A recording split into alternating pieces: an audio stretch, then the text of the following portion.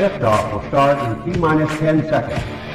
10, 9, 8, 7, 6, 5, 4, 3, 2, 1. We have ignition. It's time! 17 seconds from Game 7 or from championship number 6. Jordan open. Chicago with the lead. Harper got a piece of it. It comes off. The Chicago Bulls have won their 6th NBA championship. Tying run at second, 2 out. Palmero over the head of Jenks. Uribe charges, throws, out! And the White Sox have won the World Series. To the far side around the 8-yard line to Hester. Under it and to the middle with the 15 to the 20, breaks free to the 25 to the 30, to the outside, 40, midfield, 40, 30 to the coast, 20, 15, Hester 5. Oh! Touchdown!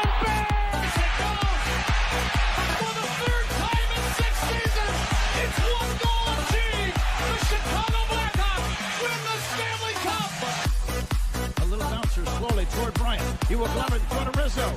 It's in time. And the Chicago Cubs win the World Series.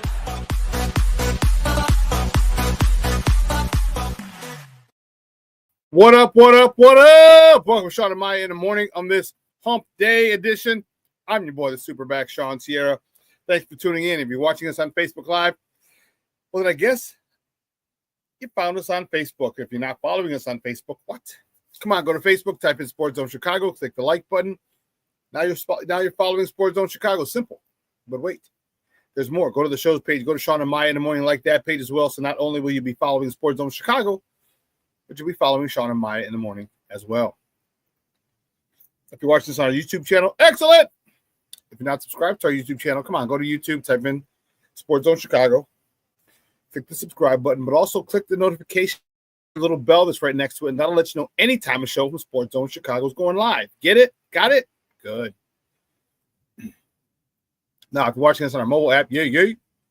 Listen, if you don't know we had a mobile app, come on, baby, get with the program. So go wherever you get your apps from. It doesn't matter where you get them from, whether it's iTunes or Google Play or Amazon or Walmart or Kmart or 7-Eleven, Zayre, Zemsky, Mason, Montgomery Ward, Woolworths, Weebles, Goldblatt's. Doesn't matter. You go there, you type in Sports Zone Chicago, you download it. You take us with you on the go. So not only do you get Shawn and Maya in the morning 3 days a week, not only do you get our other live shows throughout the week, and not only are they archived there like they are on Facebook and YouTube, but I'll tell you what, we give you a slew, and I mean a slew of articles. Thanks to my man Clarence, Council the Third. Big up to Clarence for keeping you abreast of all articles Chicago sports related. Now, if you're watching this on our Roku channel, I like that kind of party, baby. If you don't know, you better ask somebody. Sports Zone Chicago, we have our own Roku channel. So if you have a Roku television in the house, do us this favor. Download Sports Zone Chicago's channel to your television. Put it there right next to the big boys. Netflix, Hulu, Max, Prime, Apple, Disney Plus, Paramount Plus, Stars. Do it. Just put us there. Okay, just do it. Watch us on the big screen. How run the big screen, right, Mickey? Now, you can also tweet this or tweet us at Sports Zone Shy. That's CHI at Sports Zone Shy. Now, if you want to follow me, just me personally online. Want to know what I did? Let me tell you what I did. I made it nice and easy for you folks. Nice and easy. One handle for Facebook, Twitter, Instagram, Snapchat, and TikTok. All one handle at the Shawn Sierra. Guys, we got a great show, but I need you to get interactive. So whatever platform you're watching us on, whether it's Facebook, YouTube, or our mobile app, if you have a question or comment on that platform, it'll come up here on the screen. We'll incorporate it into the show. And that, my peoples, is what makes this the best morning Chicago sports talk show around, and that's you. So bring them all, baby questions, comments, smart-ass remarks, because ain't nobody scared. Like The Rock said, baby, don't sing it.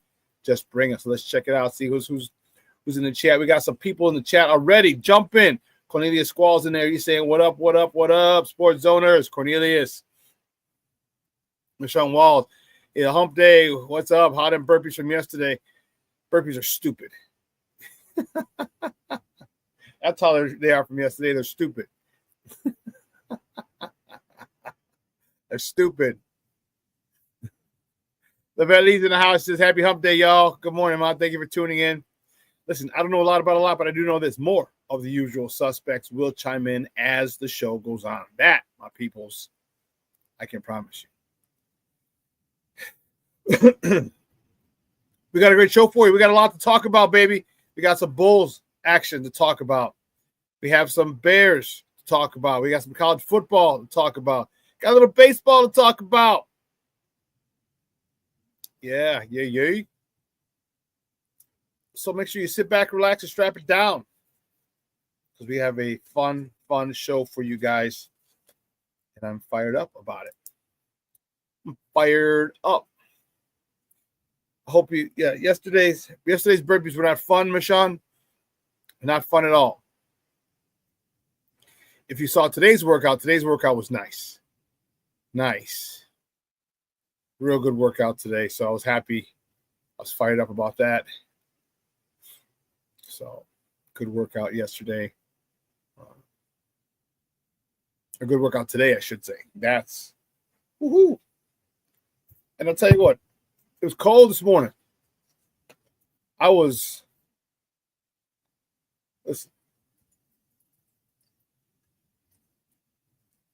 I woke up this morning and it was a crazy night of sleep. You guys have a good night of sleep? Because I didn't. It was weird. Actually, I shouldn't say that. I didn't. It was a weird night of sleep. We went out to dinner yesterday after a doctor's appointment that went the doctor's appointment almost went 3 hours, from 1:30 to 4:30, actually almost 5 o'clock. It was crazy, insane. So afterwards, we went and got tacos. It's Taco Tuesday. 3 taco dinner. Rice, beans, the whole nine. Oh, man, we were good. We were stuffed. Get home, it's about 6:15, maybe 6:30.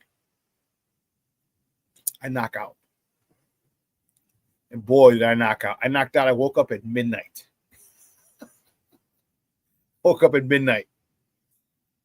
So it was crazy, crazy night. Couldn't go back to sleep. I just woke up from a 5.5 hour nap. So I had to watch. So I had to watch 2.5 Men, a couple other shows. And finally, I started getting a little sleepy. So I went back to bed at 2:45. Woke up at 4 to go to CrossFit. King Booker World checking in. He says, salute, chat, and Shawn. What's up, King Booker World? Yvette Lee, what'd you do? She said, I think I lost a big toe this morning. Why? Because it's so damn cold out there? So what I was saying was I got up and I was wondering what the temperature was going to be. Regardless, I was still going to wear my big parka, which I love. This thing is about 20 years old. It's about 20 years old, and this thing is a lifesaver. I got 2 colors. I got the same jacket, one in black, one in gray. And it's at 8 degrees. 8 degrees. Whew, man, it really made me want to reconsider. It made me think about going to CrossFit. I'll tell you that. It sure as hell made me think about going to CrossFit. I was like, man. But I got this jacket. It's a big parka. And I got it about 20 years ago. There used to be a Foot Locker outlet on 127th and Harlem. I'd come out, see my mom. I'd stop in. You know, like all outlet stores, it's hit or miss. And so I did. I stopped in there one day. It was the summertime, and they had a sale on these big parkas. They're $150, marked down to $20. I was like, oh, snap. All sizes. Well, I think they had large and above. So, and there were 10 of them, both colors. There were 10 total.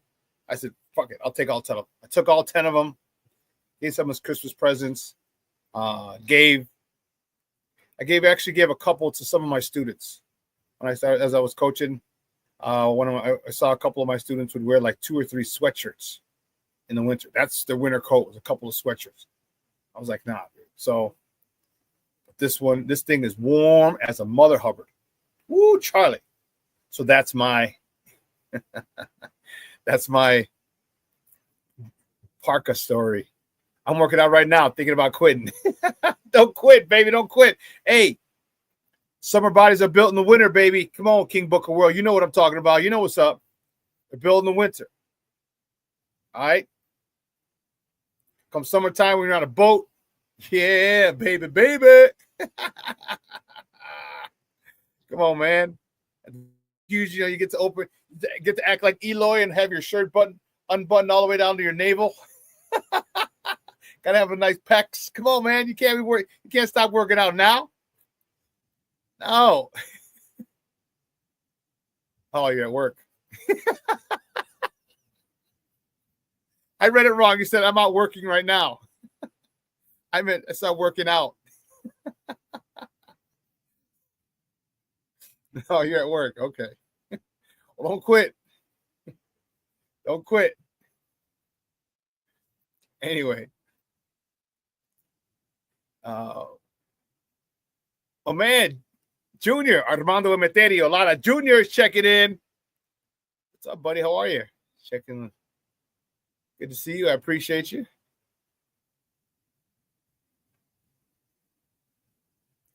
There you go. Yeah, he's giving pleasantries to everyone in the chat. Mashawn says, my blood don't fit the cold weather very well. Hey, I hear you, dog. I hear you, but you're from Chicago, so you know how to layer. You know the art of layering. You may not like it, but you know how to survive in it. That's for sure. Junior, we'll get to this in a minute. He says no to McCarthy. We'll get to that. But you know what? Guys, we got to get to it. So you know how we do. The first segment of every show is called Top of the Morning. It won't come just when you want it.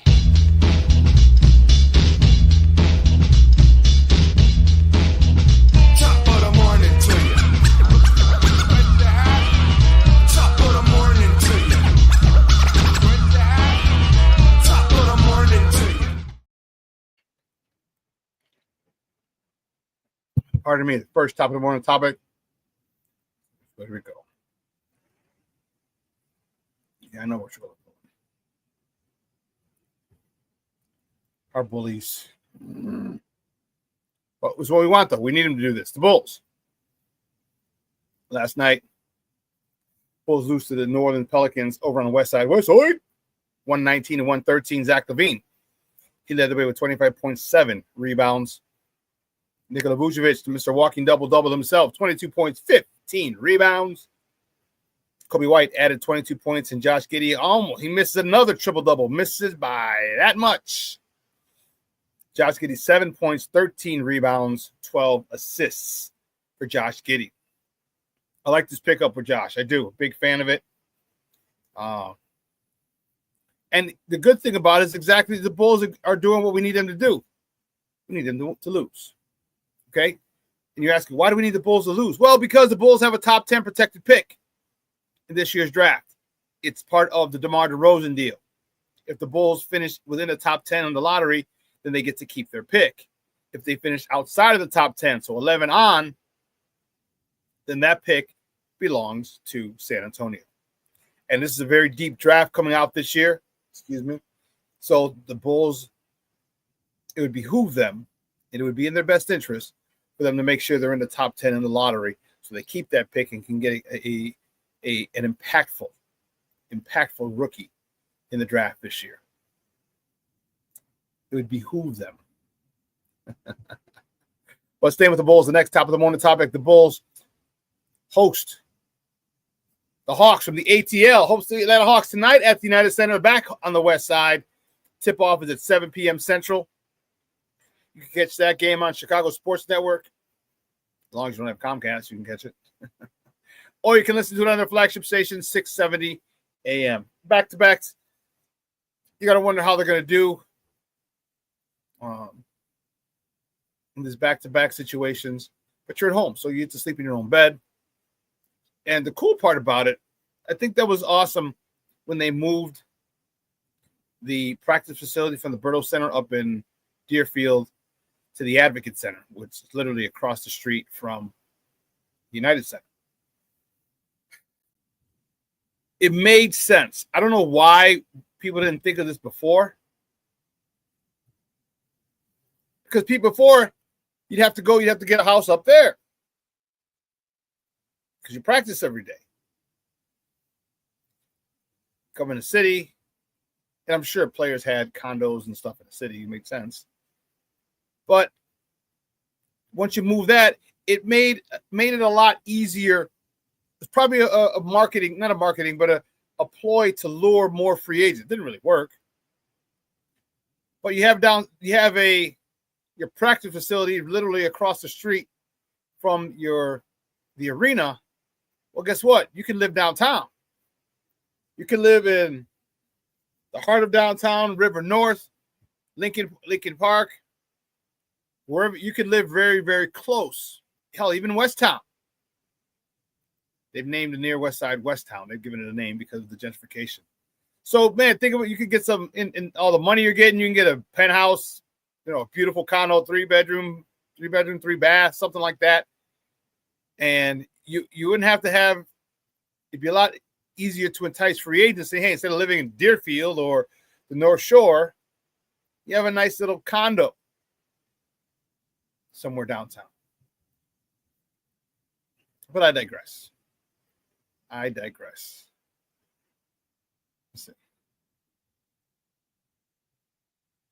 Let's see who else is. Let's see who else is in the people checking in the chat. Cornelia said, I do a 1.5 mile walk every morning, and this was no different. Okay. Yes, Tank Watch is on. Oh, man, the Planks are checking in. He says, good morning, Shawn. Sports owners, bear down, baby. I hear you, Papa. I hear you. Man. Oh, Shawn, you in the West Loop? Okay.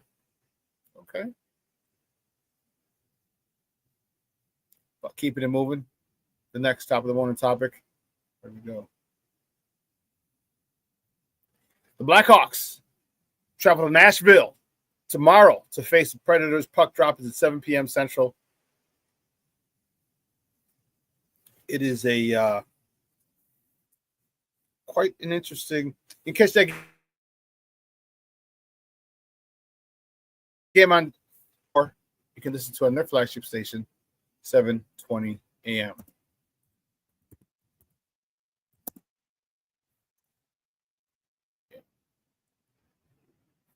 The Hawks are in dire times right now, and it's frustrating. All right, our guy Connor Bedard is not being developed.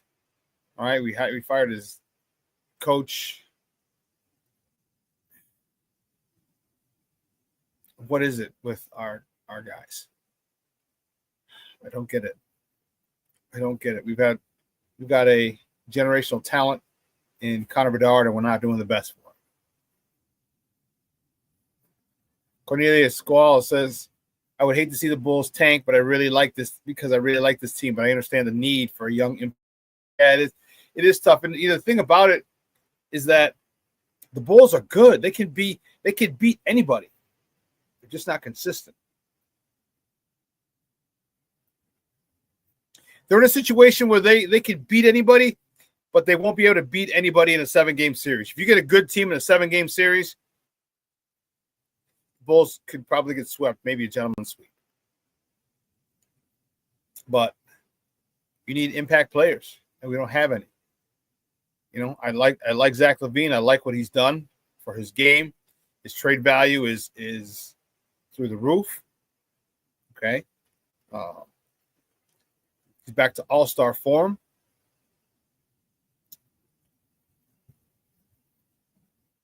But this process needs to happen. The trade of Zach LaVine needs to happen. I get it. It's tough. When he's playing well, I don't know. Keeping it moving. One topic. The Cubs. Baseball news, baby. I see you, Junior. The Cubs traded infielder Miles Mastrobuoni. The Seattle Mariners in exchange for cash.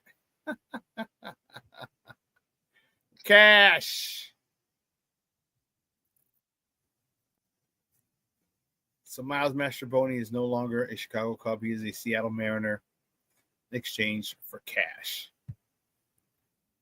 Keeping it with the next top of the morning topic. Guys, you remember the book? Remember everyone was making a big deal about the sideline? A.J. Brown was on the sideline reading a book during the game the other day. Remember that? Announcers made a big deal about it, and it was a pretty big deal. Well, he was reading a book called Inner Excellence by motivational speaker Jim Murphy. And let me tell you something. This thing went viral. Inner Excellence, train your mind for extraordinary performances and the best possible life. It vaulted, skyrocketed to number one on Amazon's Read It bestsellers list from 523,497th. It was at 5,023,497th on the list, and it jumped to number one. Is he the new Oprah? Does he have the new AJ's book club? No more Oprah's book club. It's AJ Brown's book club. The AJ Brown book club, the alliteration Brown's book club. That's insane. Insane. Number one from 523,497th on the list. That, my peoples, is crazy. That's insane. That's awesome.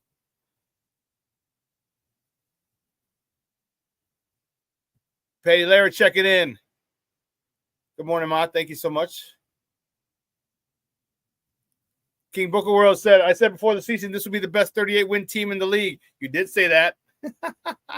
You did say that. I remember you saying that, Papa. Patty Larry says, morning, Theo Shawn. Go Cubs. No, go Cubs. Good morning is good.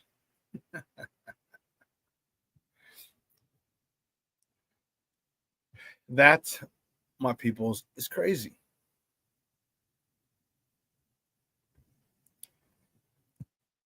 And for Monday night,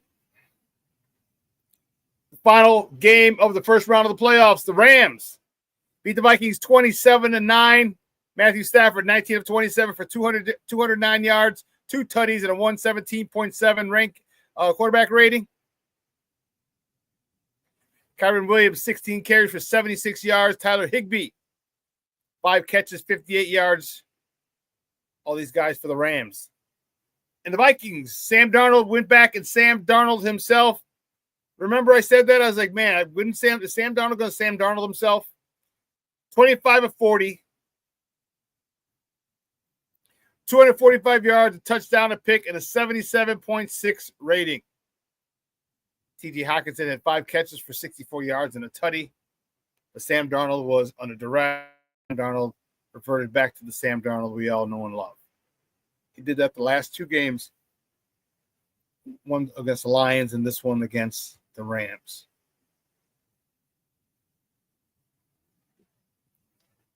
So it is. I wonder how that's going to affect his offseason negotiations with the Vikings and with other teams. Because other teams just saw Sam Darnold is who we thought he is. Crumbles under the pressure. And that's pretty much it. And both defenses got to him, as I said. He made some poor decisions, which led to 2 losses. So what does Minnesota do? Are they happy with letting JJ take over the reins from here? Or are they're going to want to keep Darnold? Because let's be honest. Minnesota wants – see, there's different levels in building. Okay. You got to go A to B and B to C. You can't go from perennial doormat to Super Bowl contender in a year or two. Just can't. There's got to be some consistency. Okay, and that's done with good drafting, good free agent signings, good coach, good locker room, good culture in the locker room. And I don't know, Minnesota has gone from A to B, I want to say. Or they're en route to B. I don't think they're a perennial Super Bowl contender. Okay. I think they had a great year this year because, believe me, everyone, even the most diehard Vikings fans have to be surprised at how well they played this year. Okay. So they're going from point A to point B.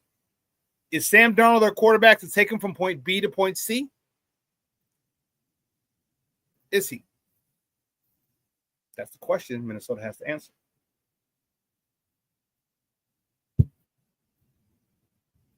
Because if he's not, let him walk. Or if you don't think J.J. McCarthy's going to be ready, maybe sign Sam Darnold to a 2-year deal. Let him start the season.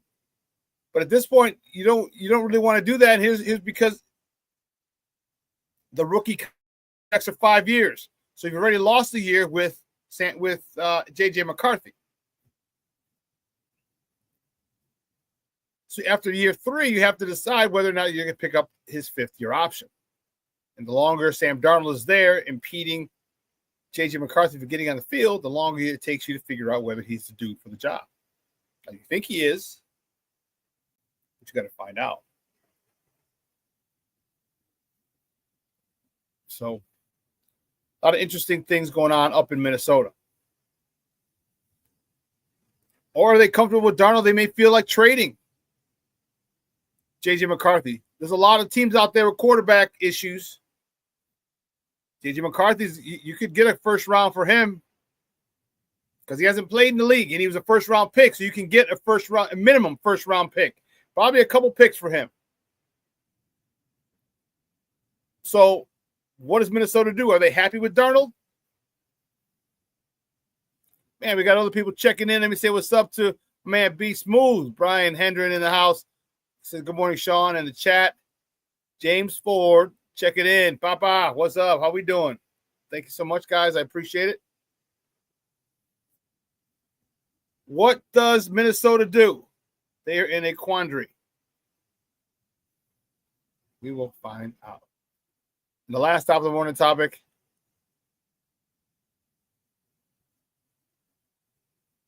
The Bears have continued to conduct interviews for their head coaching vacancy.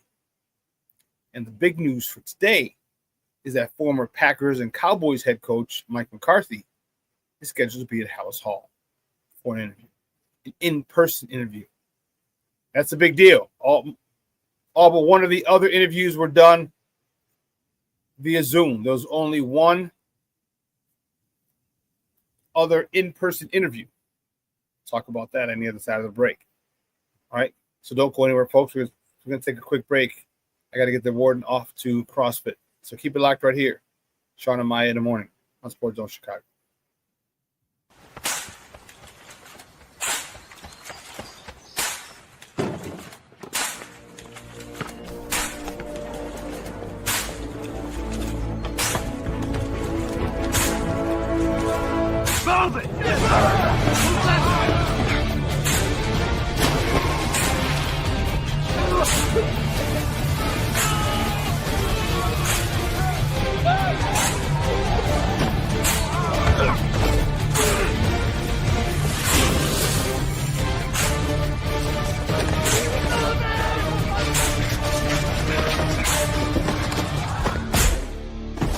Many will hear the calling.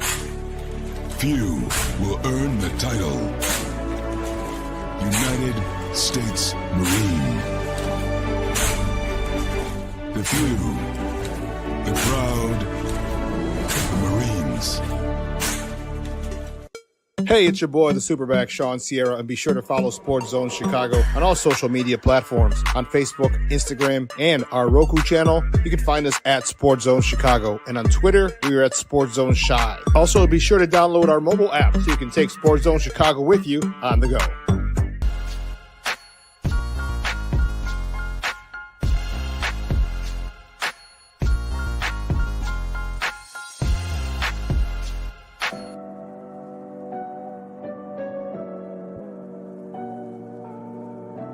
How do you take care of your mind health?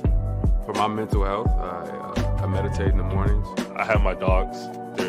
They're the best. I just find ways that help me just relax. Finding things that make me happy, like being close to my family. I meditate a lot and read books. I have hobbies outside of the game. I'm able to switch off. I'm able to turn my brain off from the game of basketball. Your mind health matters. Your mind health matters.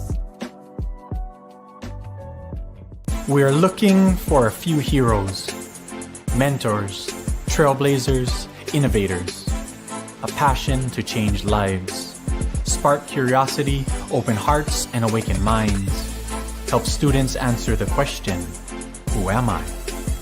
This could be your calling, but this is no job. It's the journey of a lifetime. Be a hero. Be a teacher. Mental health and learning disorders don't discriminate.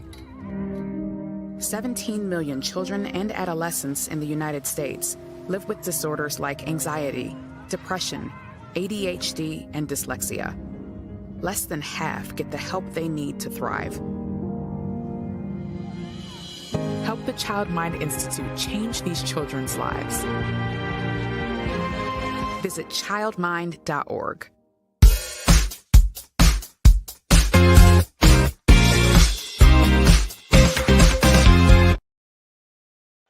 As you've talked about, Vucevic, a willing passer, and Levine's passing along with the rest of his game has been very impressive this year.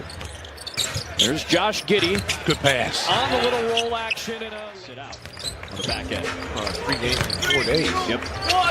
Smith with the left-handed. Oh, there he goes. Here comes Buzelis attacking and scoring. Yeah. That's where tipped up into the air by Vucevic. Into the hands of ball off the ricochet. Shovels to Levine. On the run. McCollum grabbed it. Zion a little bit too. Here's Levine. Kicks it. One. Shoots it. There you go. So, Stacey, we're not done with 2 full games yet. There's 1-8. Counter to the foul. The 2 games that these 2 teams have played this.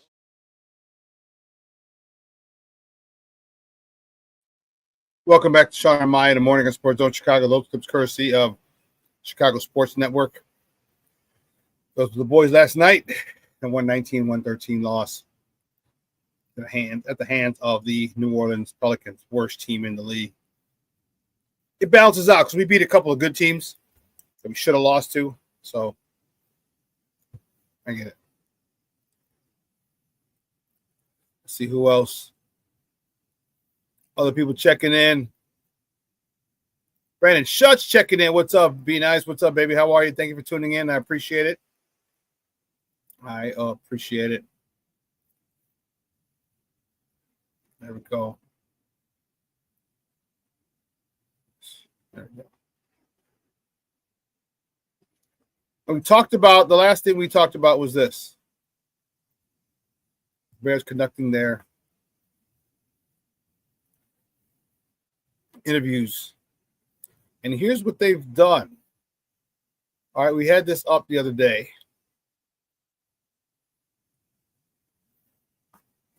Mike Vrabel. Well, he signed with the Patriots. The worst kept secret in the history of secrets. Drew Petzing, Anthony Weaver, D coordinator for the Dolphins, Pete Carroll,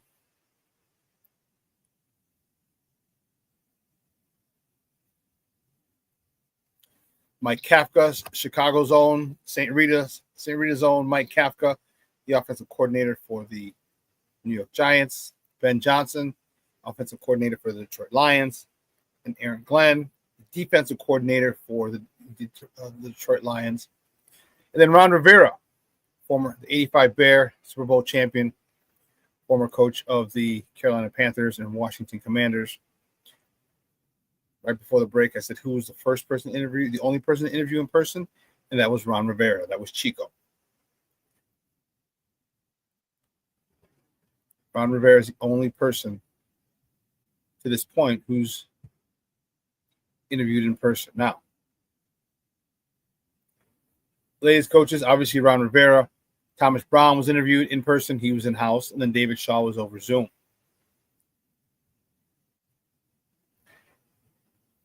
Now,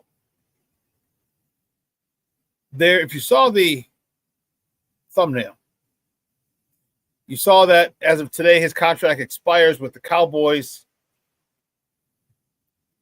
Mike McCarthy. And there's a lot of opinions about this guy.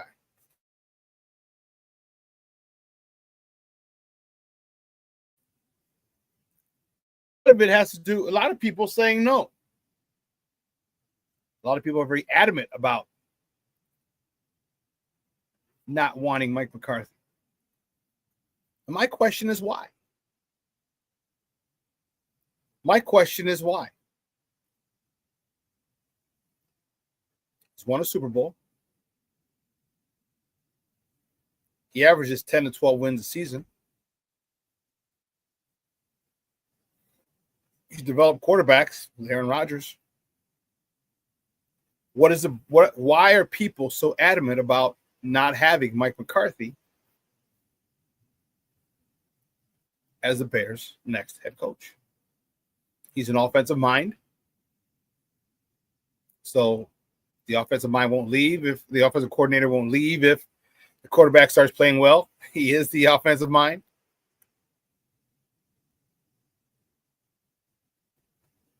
What is the issue? What's your issue?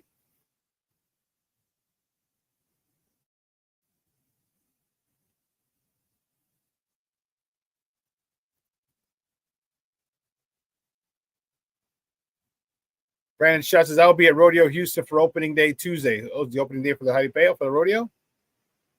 Okay.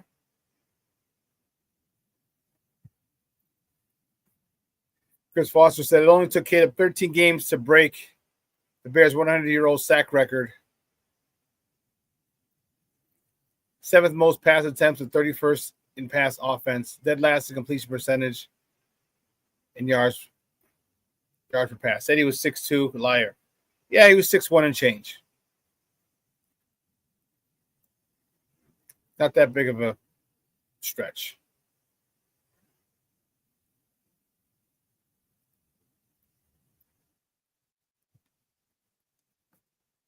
But what are your arguments against Mike McCarthy? He was a Green Bay head coach. I mean, his teams average 10 to 12 wins a year. Just needs a defense. We have a defense. So I'm trying to figure out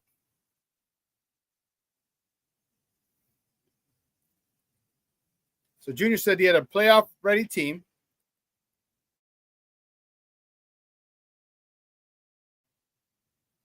And they were one and done, never won a playoff game with them. Okay.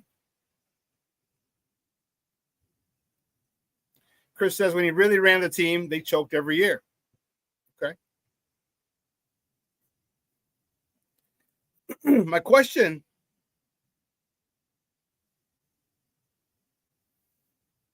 Wow. Strong words, Chris. He's the worst head coach option. I'd take Flus back over McCarthy. Okay. All I'm saying is this. All I'm spitting is facts, and he's not my first choice, but they win 10 to 12 games a year. He could be our A to B guy. And also, you know, we all learn and grow through experiences.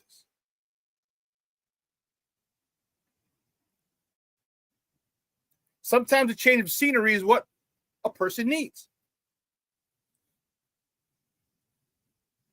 You know, you think about, listen, I'm giving you facts. These are, Mike McCarthy is going to win you 10 to 12 games a year and get us to the playoffs.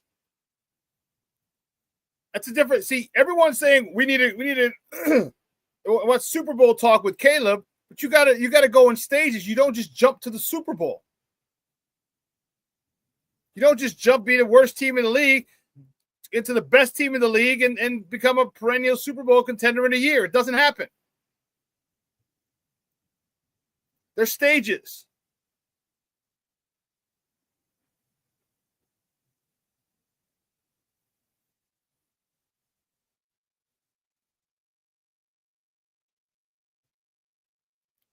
Every Green Bay fan I know was begging for him to be fired like Bears fans felt flus the past 2 years. Well, because he only won one Super Bowl. They were mad. What if he came here and only won one Super Bowl? Would that be a bad thing? Would it be a bad thing? We're not even consistently in the playoffs. We don't make the playoffs every year. He's going to get you 10 to 12 wins and get you in the playoffs. How about we worry about getting to the playoffs as opposed to worried about Super Bowl wins? How about not even worry about Super Bowl win? Just an appearance.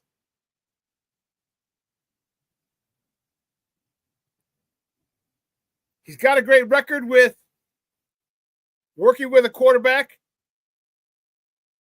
Aaron Rodgers.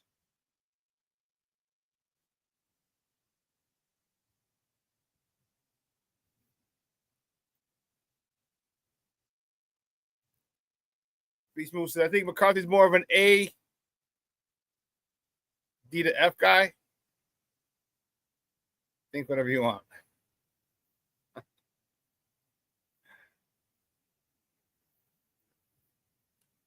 Junior says, if McCarthy thought Jerry Jones was bad, let him deal with the McCaskies. Yeah. Chris Foster says he will never make the playoffs in the next 5 years if he's a Bears head coach. He's made it with Dallas. I mean, not this year.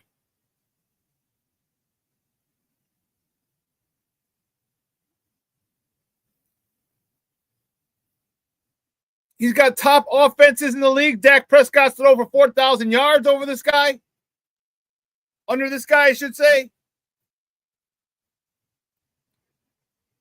Everybody's so adamant about it.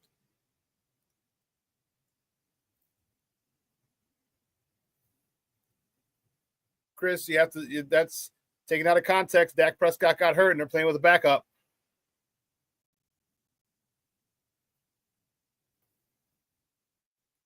Play with a backup.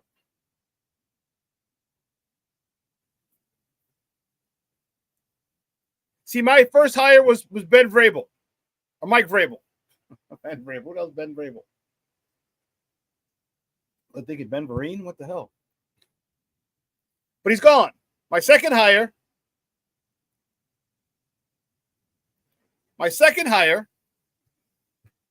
is Pete Carroll.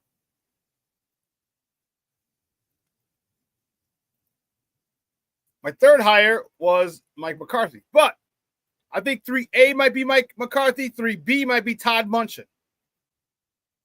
I'm starting to like him more and more.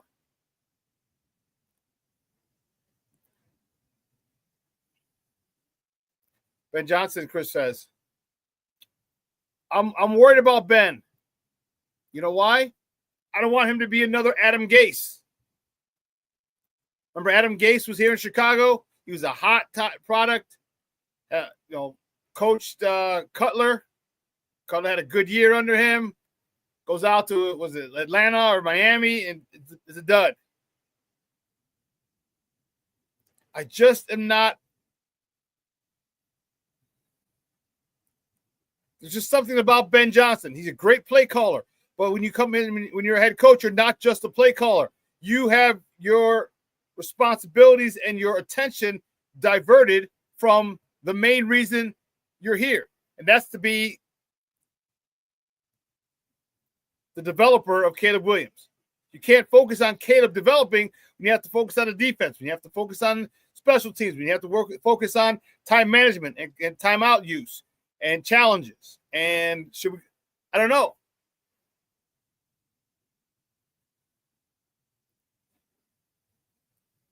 I mean, we could do a lot worse. See, again, Green Bay Packer fans feel entitled. And they wanted him fired because, yeah, they did lose in the playoffs. They did. They only won one Super Bowl. Oh, boy. What would happen if this time we won one more Super Bowl in the next 10 years? I think we'd be pretty happy. Everyone's so caught up with we need to be like the Chiefs in 3 out of 5. No, we don't. How about get one first? How about we start becoming perennial? How about we become perennial playoff contenders? How about we start making the playoffs every year? Let's get to the point where the playoffs are expected every year. We're nowhere near that. Then we can start worrying about making a deep run into the playoffs every year. Then we can worry about being Super Bowl contenders. Because everyone wants to go, oh, this, and this. And we're gonna be instant Super Bowl contenders with Caleb. It doesn't work that way. It doesn't.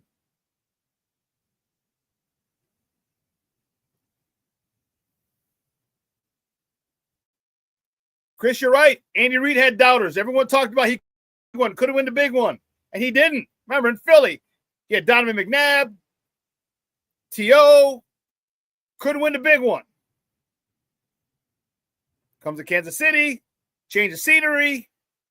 Alex Smith gets that offense running efficiently. Remember, they were 12-4 the year before Patrick Mahomes started. He sat and watched them go to a 12-4 season.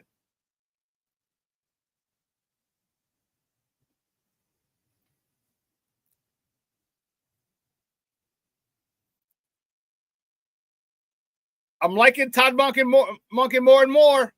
I am, Brian. I am. Look what he did at Louisville with Lamar. Or Baltimore with Lamar.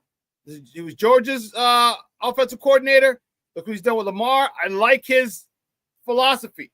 He's rough around the edges, very football-y. I like that. I don't know if the McCaskies can get on board. Will Ryan Poles be able to hire him because of his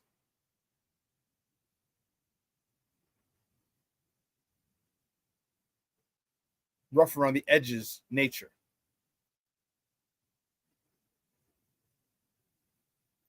Chris, I hear you. McVay was a coordinator. And here's where you have to, and it takes some luck. You got to figure it out.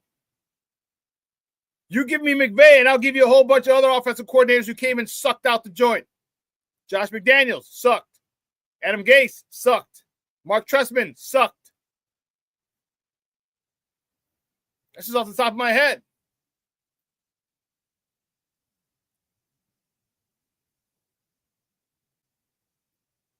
So, I agree. I'm not saying that Ben Johnson's going to suck. I'm not saying that at all.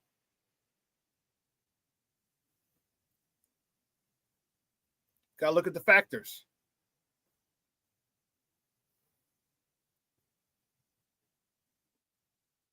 Here's the issue with your theory. Chris says I'll take a chance on a guy running the best offense in the last 2 years over two-time fired chokers. Well, first of all, all coaches are, once you get hired, you're hired to get fired. Okay? You're hired to get fired. Very rarely, very, very rarely, coaches get to walk out on their own terms. They're usually fired. Okay? Secondly, he has what most teams don't have. The quarterback, teams got quarterbacks. At the running backs, teams got running backs. At the receivers, teams got receivers. He has the best offensive line in football. He has 3 first-round picks on that awesome offensive line. 3. And the one first-round pick that we have has regressed from the 2023 season. So I don't know how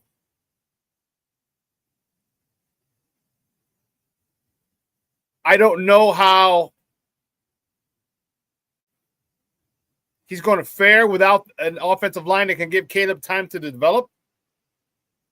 Because that's what Brian Poles should have been doing, is protecting your number one guy. All right, don't get Roma Dunze. Roma Dunze is nice. I like him. But you don't draft linemen in the 5th and 6th round and expect them to be good. This is not rocket science. And the fact that he's a former offensive lineman has me worried. Has me worried and has me believing that he is one of those guys who thinks he's the smartest in the room. No, stop wasting your picks on developmental draft picks. Go get proven talent. Go get guys from the SEC, the Big Ten. Go get offensive linemen from those conferences.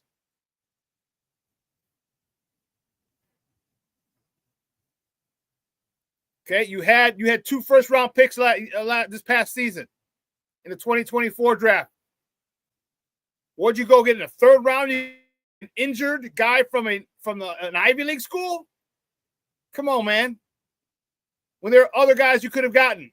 You took a wide receiver instead of someone to protect your guy, your franchise quarterback? Come on, man.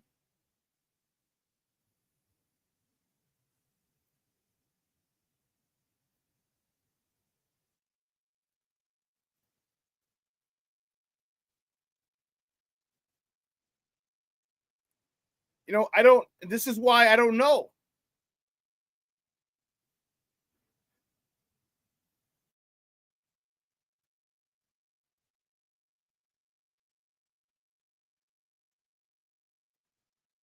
And Chris, you're saying you're giving Ben Johnson credit for those picks? I don't know about that. I mean, if anyone I give credit to, I'd say Dan Campbell. I'd give Dan Campbell the credit for those picks because he probably talked to Ben Johnson.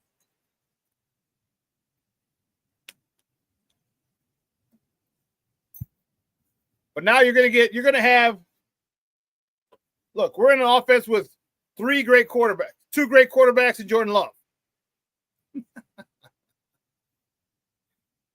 3 great offensive-minded head coaches.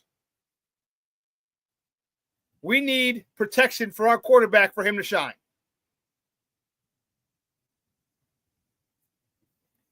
My first pick now is still, I'm telling you, Pete Carroll and McCarthy. And who else? I want Pete Carroll because this is what football people talk about. Richard Sherman said on his podcast, and I think I mentioned it on Monday, that Pete Carroll breathed life into Russell. He breathed life into Russell. If Pete Carroll can breathe life into Caleb, how great could Caleb be? How great could Caleb be? That's a scary freaking question to ask. And all of us know. We all know you ain't messing around with Pete Carroll. Pete Carroll comes, you better be on your P's and Q's. No pun intended. You better be on your P's and Q's when Pete Carroll gets to town. And I also like the fact that what if Pete Carroll wants to work or can work with Thomas Brown?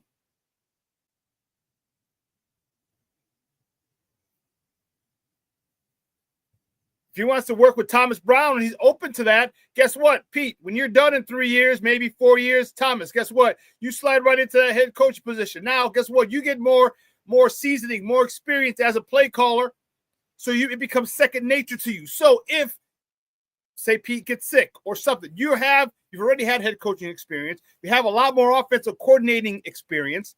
That transition will be easier because it's not going to be the first time you've been a play caller / head coach.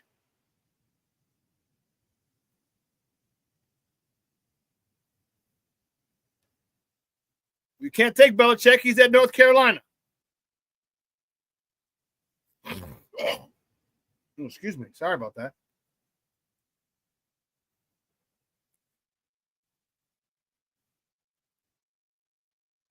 Pete Carroll would be here for about 3 years. Breeze, good morning, Papa. Thank you for tuning in. Said our team needs discipline that no one is mentioning. An OC turn head coach is our best bet. Yeah, listen. DJ Breeze, chat, how many times have you heard me say it? Do not give an underperforming veteran team to a rookie coach. Do not do it. Do not do it.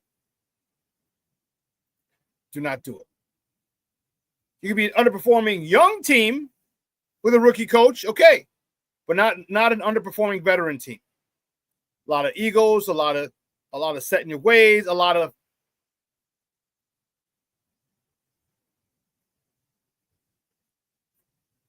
So DJ, so you did not like McVay or Reed when they got their first shot. I know you directed that one toward DJ Breeze.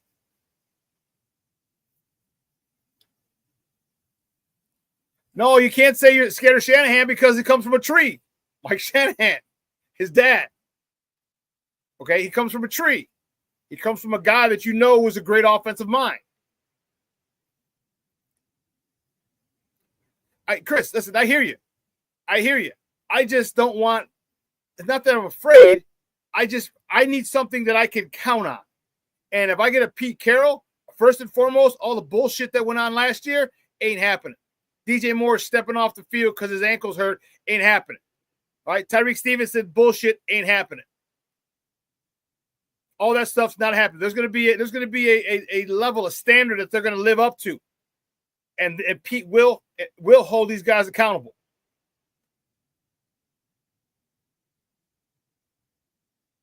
And I think Thomas Brown can be that same type of guy. He's just he just got overwhelmed. Like, I want to know who Pete sees as, and obviously they asked him, but obviously he said who his offensive coordinator and defensive coordinator probably would be. DC, Derek Carter checking in. He says, how long is Pete Carroll coach? Shawn, what do you mean? How long is he coach? You mean, how long would he be here?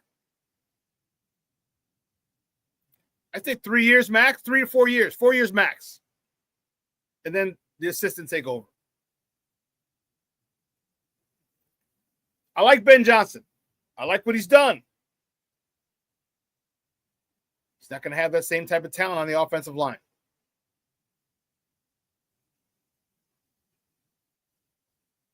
He's got, was it Ragnow? Yeah, DC, I'd say about 3 or 4 years. At that point, he'll probably step down. And as I was saying, I don't know when you checked in, when you started watching. But at that point, if you get a guy that you want who may not be ready, and that's Thomas Brown, a Thomas Brown type. We have Thomas Brown. Say, hey, listen, when he's done, this job is yours, especially if Caleb starts playing well.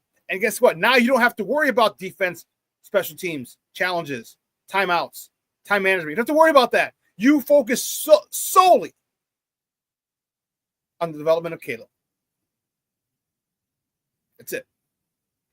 And you saw when he did that the first couple games, Caleb's numbers had an uptick. It was noticeably better.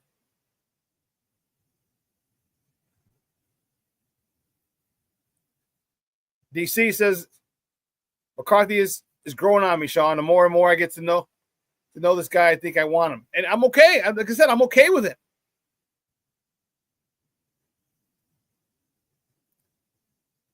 And the thing is, like, here's what. He checks every box. He's worked with a young quarterback, Aaron Rodgers. Got him to multiple MVPs.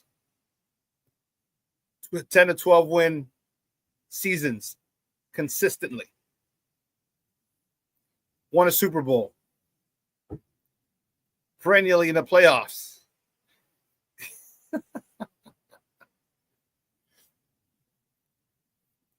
I hear you, Chris.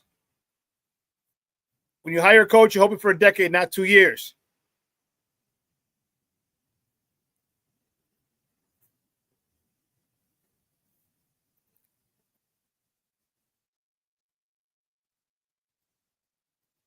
won't be doing this in 2. It'll be 3 or 4 years, and that's where the person you have as the offensive coordinator steps in. There's the continuity remains.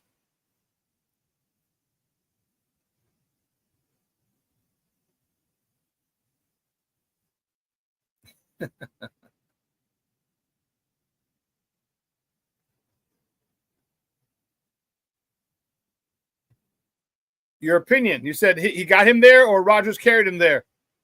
Well, it's amazing. It's amazing when quarterbacks do well. No one wants to blame the coaching. The quarterbacks suck. Everything goes on to coaching. You can't have it both ways. So you mean to tell me that Rodgers came in and needed no coaching and he was just that good, sitting 3 years behind Brett Favre? So Brett Favre is the guy who got him there. Brett Favre is the guy, he just watching Brett Favre for those 3 years got Aaron Rodgers to where he's at. Is that what you're telling me, Chris? Is that what you're telling me? That Mike McCarthy had nothing to do with it? Come on, man. Come on, man. Coaching matters. A very smart guy said that one time. Coaching matters.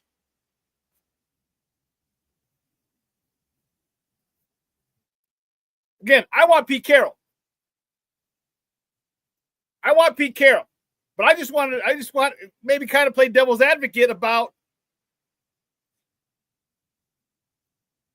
Mike McCarthy. You can't say worst coach in Green Bay history. You can. You ever hear of Forrest Gregg? Come on, man.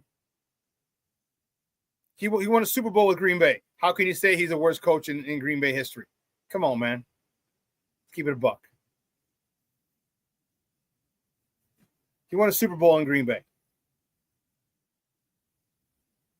Okay, Forrest Gregg.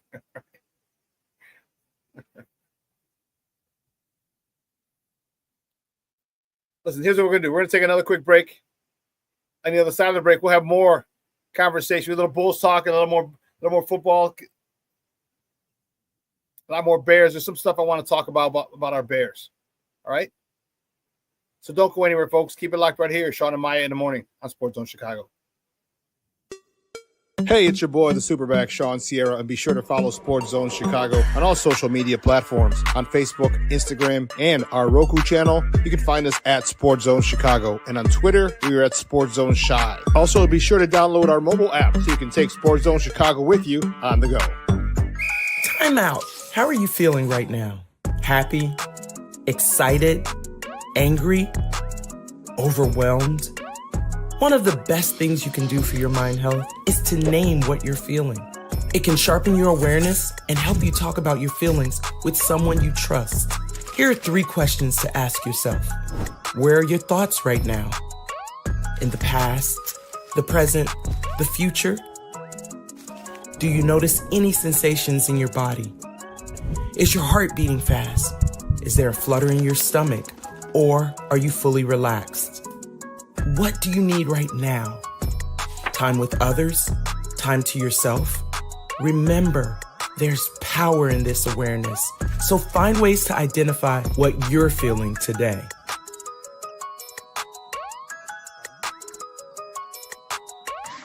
Hi, guys. Hey. Hi, Megan. Hey, Jessica. Megan, you're a tramp. Brian Fitch told me you guys made out. Everybody knows. He said your breath smells like garbage. And he almost puked. He says you're the most desperate girl he knows, besides your mom. How many boyfriends does she have anyway? Lots? Your makeup makes you look like a clown.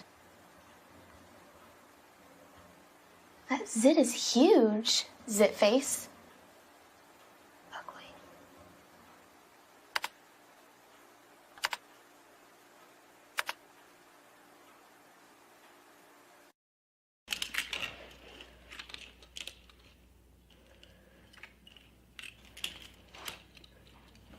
Hey, bud, what you doing? I'm playing with cars. Cars? Can you show me what a car does? Whoa, whoa, whoa, whoa, whoa. Hold on a second. First of all, this is a school zone. So you need to put down your cell phone, stop texting, and let's get to driving. Now you're coming up to a stop sign, right? You need to slow down and stop before you hit that Y line. I want you to look left, right, left. You don't want to get hit by a car going on your left and to your right to make sure you don't get sideswiped by a guy coming from your right. You're coming, and you see a crosswalk. You better slow your horses down because the number one rule of driving is always yield to pedestrians. Now stop, pull over, and you are done driving. Gosh, what do they teach you kids in school nowadays?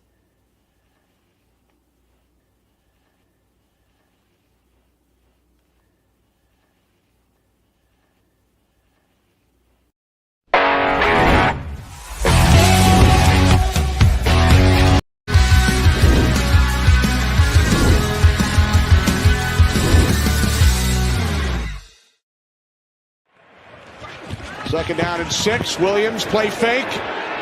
Now throws wide open. It's DJ Moore, the former Carolina Panther, is in for a Bears touchdown. 34 yards. Williams to Moore. Finally connected last week against the Rams, and this is the matchup that everyone was looking for. J.C. Horn going against DJ Moore. He thought that he was going to pass off this receiver to somebody else. Instead, everybody's playing. Panthers must cross midfield, get to the Bears 49 for a first down. Dalton wrapped up. Down he goes. From the 47 on first down. Across midfield, it's Swift. Nice tackle. Welcome back to Shawn and Maya in the morning on Sports Zone Chicago. Those are courtesy of Fox. Those are the Bears taking on the Carolina Panthers. Throwback. So we were talking a little bit about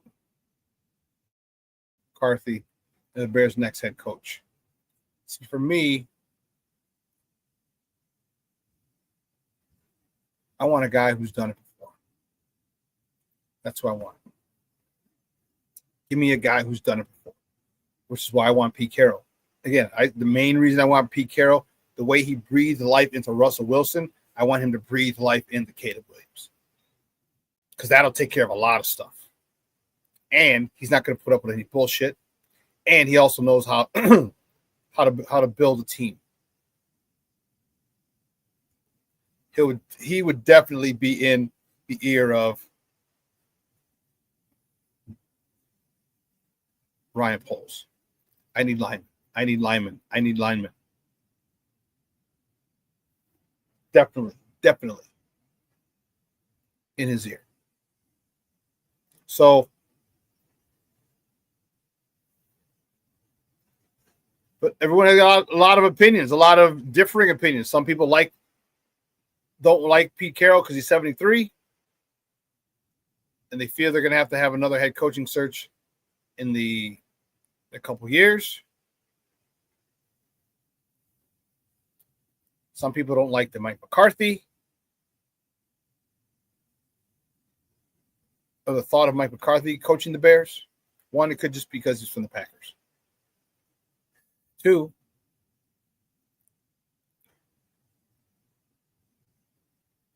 he has a tendency to not go far in the playoffs. Gets there, just doesn't go far.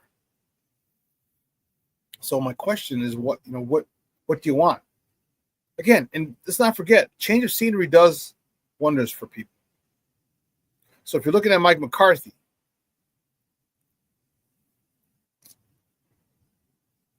change of scenery might be good for him. Although the question still lingers, how is it going to be working for the McCaskey family? That's what it's going to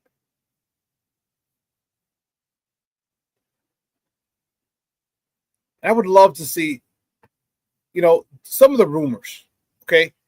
Like my biggest thing, and I've discussed this before, it said rumor reports had it that Ryan Poles wanted to fire Matt Eberflus in the offseason, but he wasn't allowed to. I need to know that's verified. I need to verify that. If that is the case, who the fuck would want to come coach here? Who would want to come coach here? You have a GM who can't hire and fire coaches at his will. Isn't that his job? Isn't that his job? But you're going to bring in a veteran coach like Mike McCarthy or Pete Carroll. Because I know they have questions. They're going to interview the Bears as much as the Bears are going to interview them.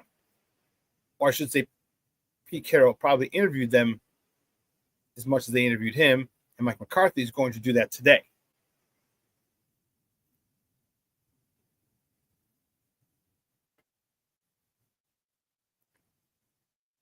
Because if the dysfunction is as bad as it looks from the outside, let me tell you something, it looks bad. It looks real bad. Why would anyone want to coach here? Why? Beside a youngster who's just trying to get his foot in the door, why would a veteran head Super Bowl winning coach want to come here? I understand the allure of Chicago, the charter franchise. I get it. But to have to deal with the McCaskies, like someone said, and that circus. See, if the McCaskies just stayed away, Kevin Warren, you deal with the stadium issues. Ryan Poles, you deal with all the football issues, the on-field issues. I check on them, but I'm not going to be making decisions.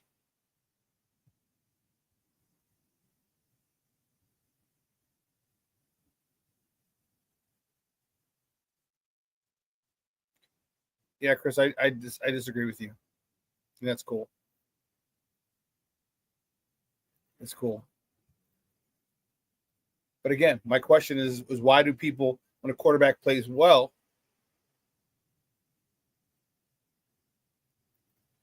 or when a quarterback plays poorly, that it's a bad coaching? When a quarterback plays well, now you want to say he did it himself? I can't buy it.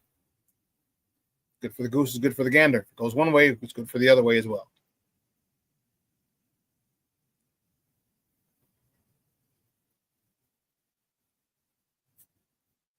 Todd Monken is another guy. I'm telling you, I don't mind him. I just don't think that the brass at Hallis Hall will be able to take his gruff personality.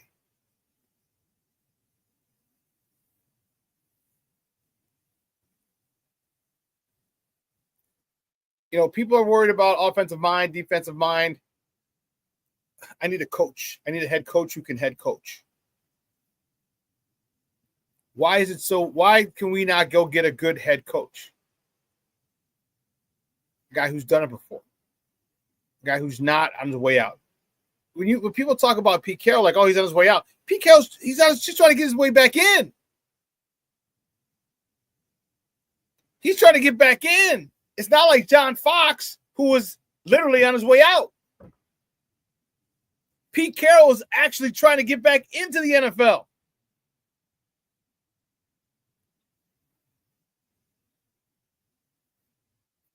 So when people say that, it's like, but again, the underlying factor and probably the biggest issue is the McCaskies. And that sucks. And that sucks because now that could be the deciding factor.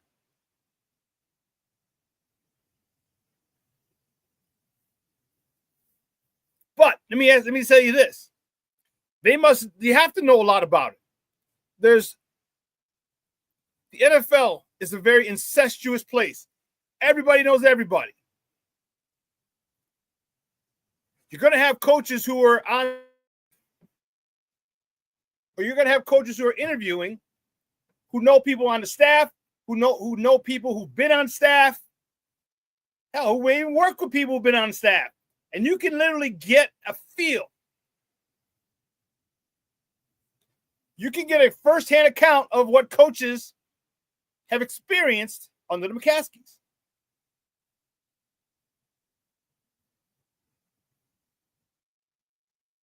So it must not be that bad, or they think they can do something better. They think with my gravitas, my Super Bowl winning ring, I can do better. Or things will be different because I'm Pete Carroll. Things will be different because I'm Mike McCarthy.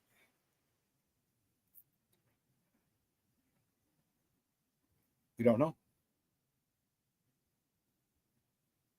Shawn.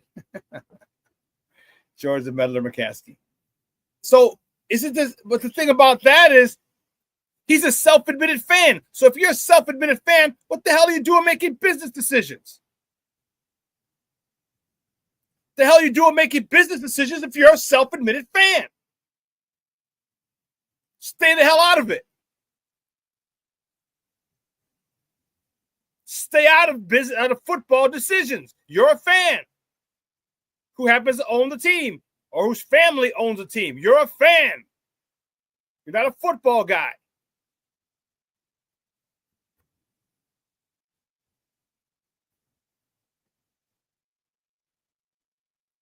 So,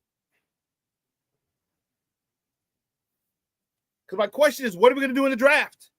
I'm excited to see what we do in the draft. I'm telling you, we better pick an offensive line with that first pick, that first round pick. I want 3 or 4 first rounders in that offensive line.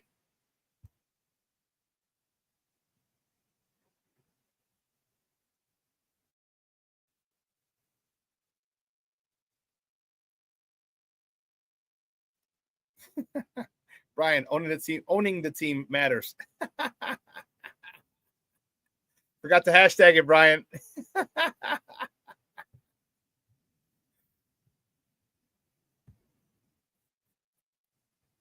But we're not going to get far until we fix what's up front. And I want some dogs. I want some legit dogs. First and second round picks should be the only thing on those offensive lines. Only thing. And defensive lines. Now, if you get a guy who just happens to be a third or fourth round pick and then does great, good. He beat out the first or second team guy. That's the only way a third or fourth round person should be on that line. He beats out a first rounder.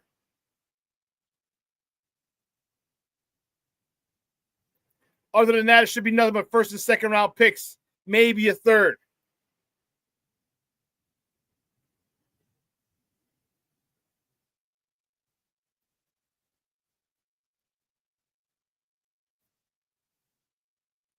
But you expect Ben Johnson to come here and work wonders with what work wonders with what we have here as opposed to the offensive line we had in Detroit. It ain't going to happen, Captain.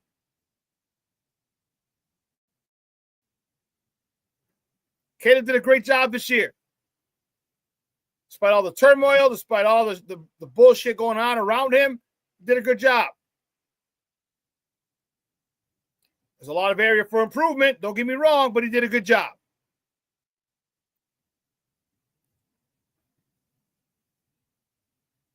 They got to find out what's wrong with him and DJ. What's the issue? What is the issue? Because there's an issue there.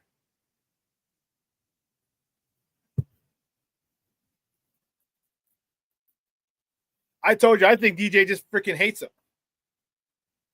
I think DJ just hates Caleb.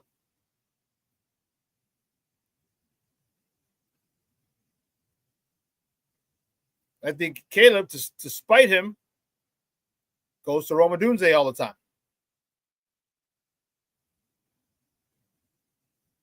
I think that's the issue at hand. They're both being petty.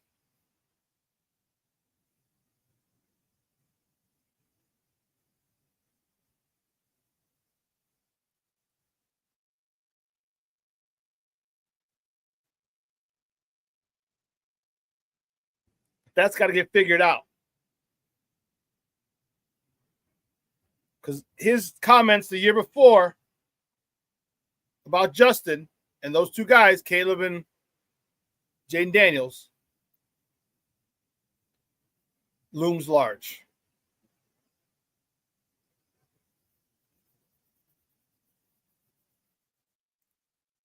They gotta get that figured out.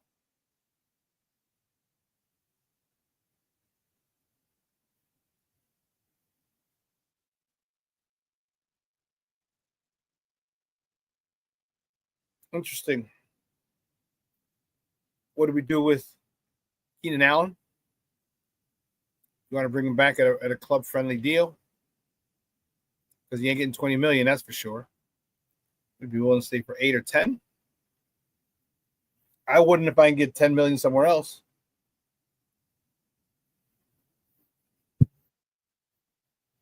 The Bears don't want to offer me $10 million, and some other team wants to offer me $10 million. I'm going. And the reason I say that is because the Bears are not very close to winning a Super Bowl. It's going to take at least 3 years before they get to a Super Bowl. Keenan Allen might be done at that point. So you go follow the money. You go follow the money. Whoever's going to give you the most money every year, you go there. What about you? You got a wife and kids at home. And this window of football, the opportunity to play football, play in the NFL, is so small. So if you're fortunate enough, like Keenan was, to be good at it, get paid well at it, you milk every ounce of that stuff. Every ounce. So if I'm Keenan, yeah, I'm probably not staying. I said he wants to stay. If he does, great. But if he does, then that's all of a sudden, then that's two receivers that you're putting in front of DJ. DJ missed 1,000 yards this year. Some of it was on DJ. Don't get me wrong. DJ dropped a couple passes. All right. Some of it was on Caleb. Caleb missed them a few times. It's not one. There's not one. So there's not one person that this blame belongs to.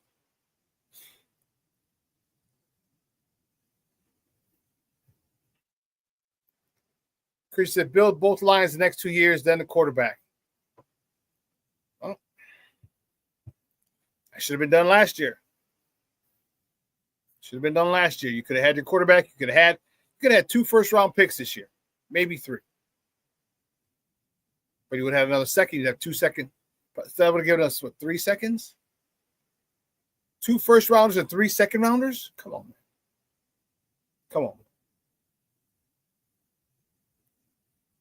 I'm getting a couple offensive linemen that are starting day one. I'll make them compete, but for all intents and purposes, I got them penciled in as a starter. The depth chart, there'll be 2 or 3. But in the private depth chart, the ones that me and coaches just have, yeah, they're number 1. That's how it should have been going on. But no. So now we still have not an abundance. We have more picks than the most teams. But we had a chance to get really, really special. Get really, really special, and he didn't do it. Let's see. Oh, I just forgot.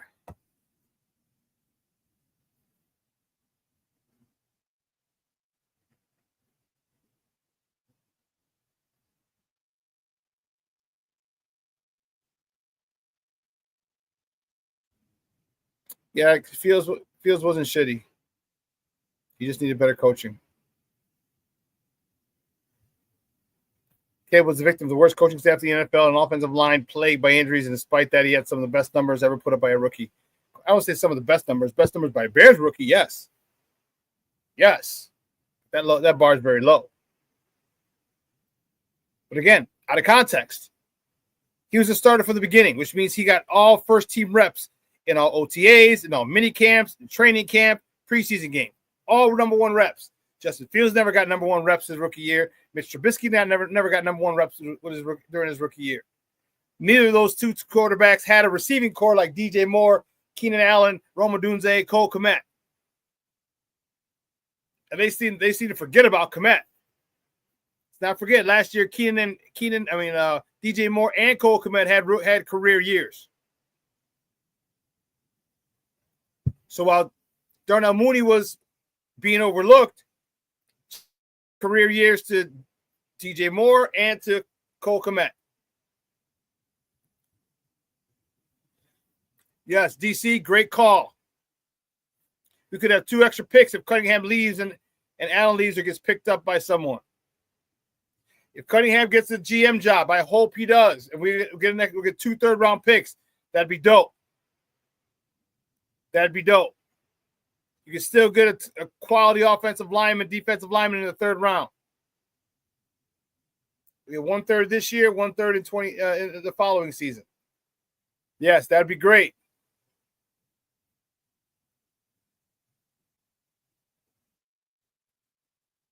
King Book of World.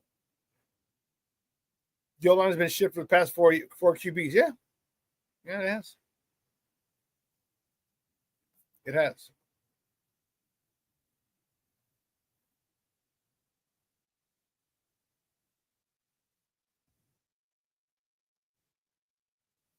I disagree. Caleb's numbers as a rookie were better than Josh Allen, Andrew Luck, Peyton Manning, and Troy Aikman. Well, look at the teams that Troy Aikman, Peyton Manning, Andrew Luck, and Josh Allen joined as rookies. So, I mean, I guess you could put it up there. Put him up there with, if you want.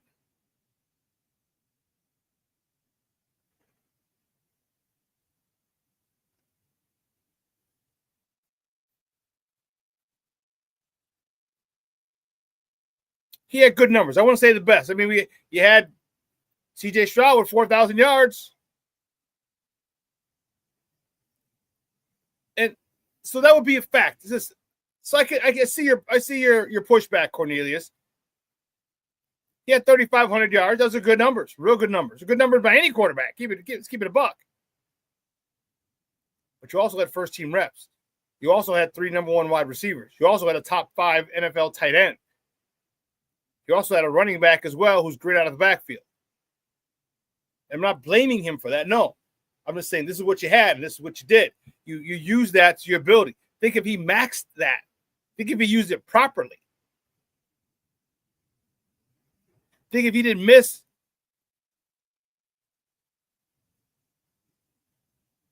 Think if he didn't miss DJ Moore in a lot of open routes.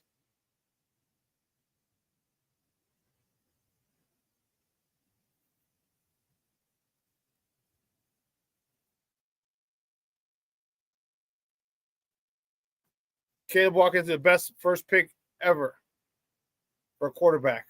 Well, we thought that. Then you had Jaden Daniels. You had Jaden Daniels.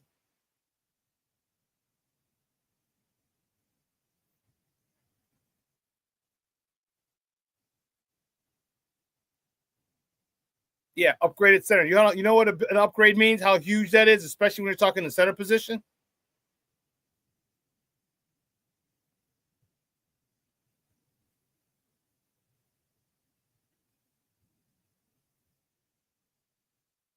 So, again, I'm not denying Caleb's talent at all.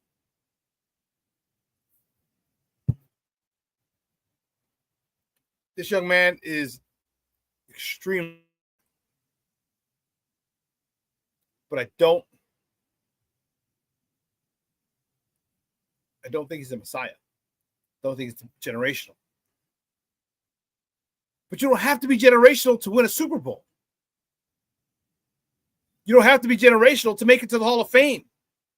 You don't have to be called great. You don't. So stop. Whenever I say Caleb's generational, people push back at me as if I said he's a piece of shit. I'm not saying that at all. I'm saying he's not generational. That doesn't stop you from being great. Doesn't stop you from getting a yellow jacket. It doesn't. All that talent is still there. He just needs someone to bring it out of him. And he needs to stop getting in his own way. Because that's a big part of it. Him getting in his own way screwed him big time. It's not the first time he played quarterback. Excuse me. I don't know if you heard my... You know damn well when no one's open, throw the God-blessed ball away. You know that. You did it in high school. You did it in college. Now you don't want to do it in the NFL? Don't give me he's a rookie. Quarterbacking is quarterbacking. When you have that ball and you're running around and you have that ball for 6-7 seconds and there's nobody there, throw the goddamn thing out of bounds 20 yards downfield. I'm not the first person to tell him. Coach told him. Shane Waldron, I'm sure, told him. He's got to get out of his own way. All right? And I don't know if he's worried about his percentage, which is why he's not throwing the ball. But throw the goddamn ball away. Throw the damn ball away. That's a Caleb problem. That is a Caleb problem. He's got to get better. Hopefully he does. Because if he does, now it's 2nd and 10 instead of 2nd and 16. Big difference. You can get 4 to 5 or 6 on 2nd down and then get the other 4 on 3rd down. 3rd and 4 is a lot easier than 3rd and 8, 3rd and 12.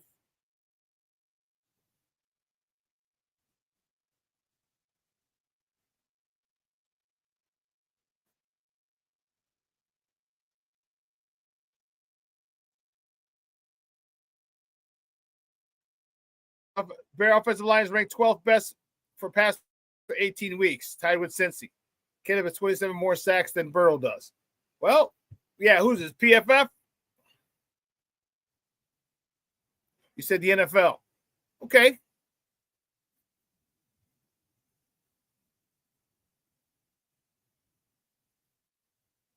Leo Factor checking in. What's up, Papa? How are you? I hadn't seen you in a minute. So people call Caleb generational, especially because of his arm talent. But isn't Kyler Murray a similar athletic thrower? I want Caleb to be Caleb's not going to be generational, but it doesn't mean he can't lead us to a Super Bowl. Get that word out of your head. Get that word out of your head. Generational. He doesn't change the game in any way. There's nothing he does that no one other quarterbacks can't do. But it doesn't mean he can't be great. That's what I wanted. That's what I'm trying to get to people. Just because someone's generational doesn't mean you can't be great. If you're great, doesn't mean you can't win a Super Bowl.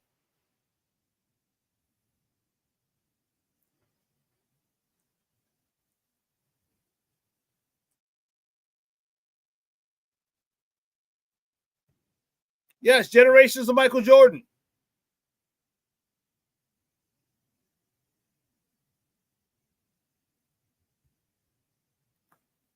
Cornelius says most of Caleb's mistakes can be attributed to him being a rookie like most rookies. Okay. But at some point, if you're generational, you shouldn't be making the same mistakes as other people. Like, to me, it bothers me the amount of times he got sacked because of what people are saying or what we saw.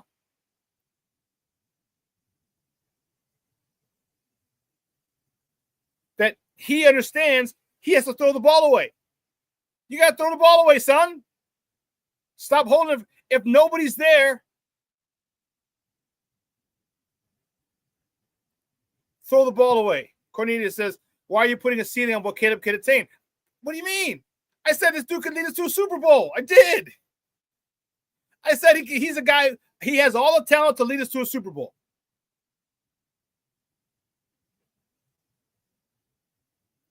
Are you saying because I don't think he's generational? Is that what you're saying, Cornelius? Because there'd be some evidence of him being generational. Now he might be. I don't think he's gonna get to that point. And I could be wrong. Probably won't, but I could be wrong.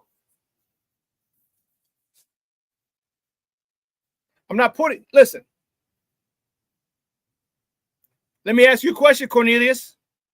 Is Troy Aikman generational?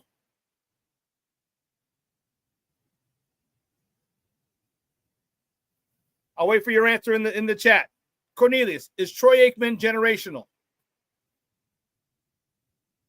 Was Troy Aikman a generational talent, Cornelius?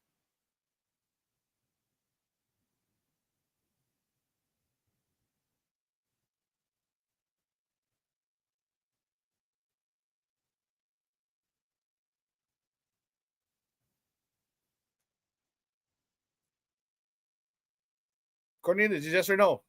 Waiting for other people responding.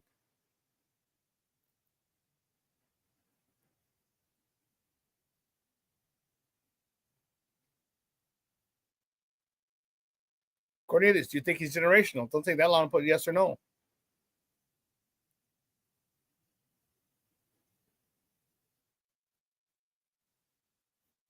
No, Troy was a solid quarterback, but not generational.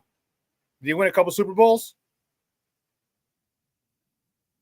You don't have to respond. We know the answer to that question. So what I'm saying is Caleb can win Super Bowls. You don't have to be generational, and that's okay. That's okay. All I'm saying is from my eye, all right, my years of playing football, my years of coaching football, my years of watching football, that Caleb's not generational, which doesn't mean he's a piece of shit. It doesn't mean that at all. He's not going to do anything crazy that other people haven't done before. But it means he can still win a Super Bowl or 2 or 3. Aikman had the best line ever, wide receiver, Hall of Fame wide receiver, running back. Yes. And what did he do? Handed it to Emmett, threw it to Michael, threw it to the tight end. Okay?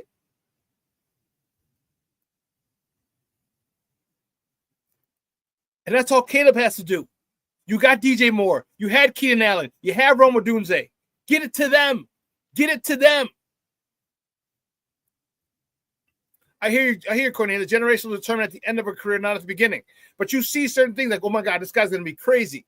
Like when we saw when Patrick Mahomes came out, he threw 50 touchdowns. Like, holy shit. He threw 50 touchdowns his first season as a starter. His second year in the league, his first season as a starter. There you know that's generational. Why? Because no one had thrown for 50 touchdowns except for Peyton Manning. And Peyton Manning was generational. You're like, only one other person in the history of the NFL has thrown for 50? You saw the thing that you saw what Patrick Mahomes did his first year. You're like, oh shit. Did we not? MVP, 50 touchdowns. Like, damn. This joker for real. And he hasn't let up. That's what I'm saying. That's all.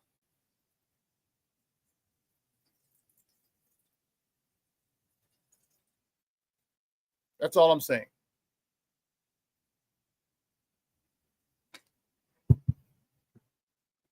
You know, here's what I want. And it doesn't matter if he's generational or not. If you don't get help on an offensive line, he ain't shit. Bottom line. And they have to do a better job. Ryan Poles, this is it. This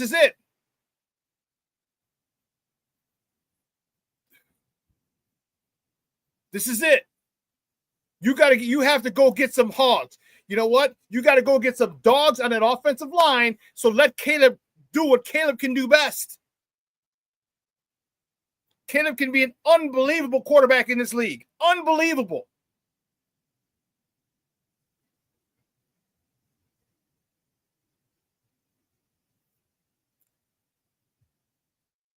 Yeah, stats are facts, but you have to take them in context.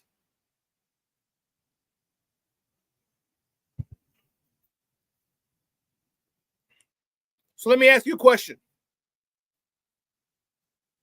You talk about stats, right, Chris?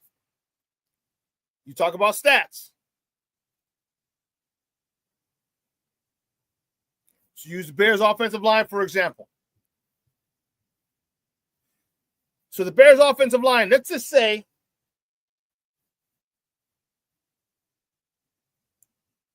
they talk about pass pro, good pass protection, had all this time in the world to throw. Okay? But on third down when they're losing and they're on a drive, they give up a play. They give up a sack.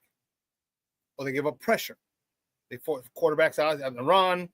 He can't get a throw off. Say it happens 3 times in a game. Say it only happens 3 times. Only 3. But it happens in the most inopportune time. Is that a good offensive line? Because you could tell me it's like home runs. You can say, well, look, he hit 50 home runs. Well, yeah. Okay, good. That's an accomplishment. That's a stat. That's a fact. How many of those home runs were important? Were 29 of them when they were up by 10 or down by 10? How important is it when you need a home run, do you hit a home run? That's the question.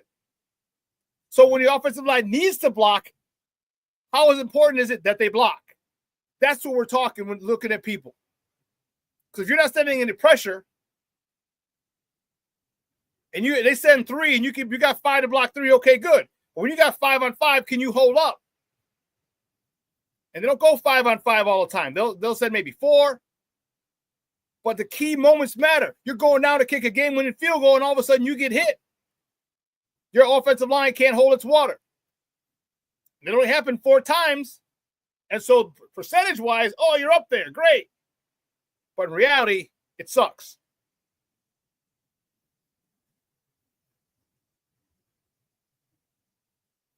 Leo Factor, I could not agree more. Caleb could have benefited from a veteran quarterback on the bench with him. Yes, I agree. I agree wholeheartedly. I don't know why. And I like Tyson Bagent, but Tyson Bagent is not a veteran. He's in the league 1 year. You needed a veteran quarterback to sit there and say, hey, rookie, look, try this, watch that, watch out for this guy. Here's what they're doing. I played this defense before. I played against this coordinator before. Here's what he's going to do. That's where you need it. There's another reason of a Ryan Poles, not why I don't like him as the GM anymore. Because if the development of Caleb is paramount, is the number one priority, every single thing has to be about his development. And you getting a second-year quarterback, keeping a second-year quarterback as a backup, as opposed to getting a veteran, is wrong. It's not beneficial to Caleb. Dereliction of duties.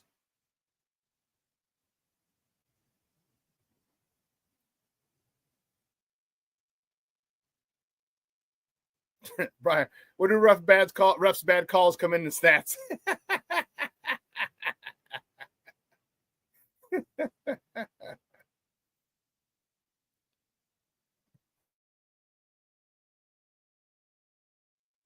That's funny.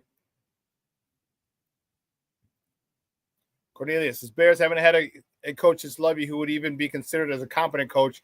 That's the problem. Agreed. But that's technically not the problem. The problem is general managers who want to hire competent coaches. General managers who want to hire competent coaches. That's the problem. Because think of all the people. Bruce Arians we could have had. We could have had Jim Harbaugh. Who else? Who's the guy in not Dan Campbell, Dan Quinn. We interviewed him. We could have hired Dan Quinn.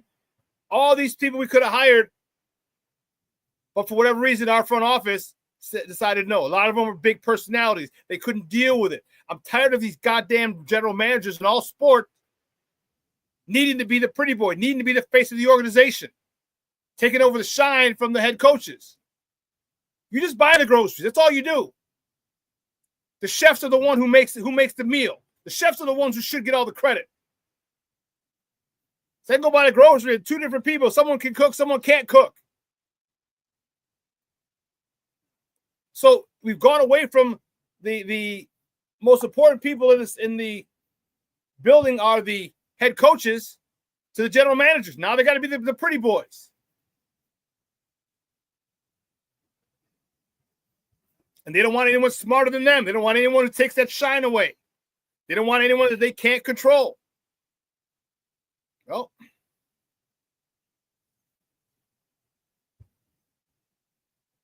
I am out on Poles completely. Out on them. Out on them.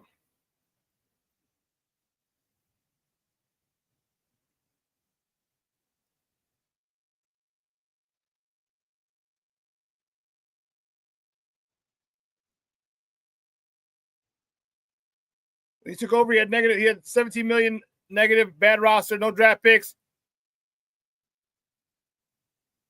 I agree. He did a great job. But that's settling. So let me ask you. So your husband goes to work.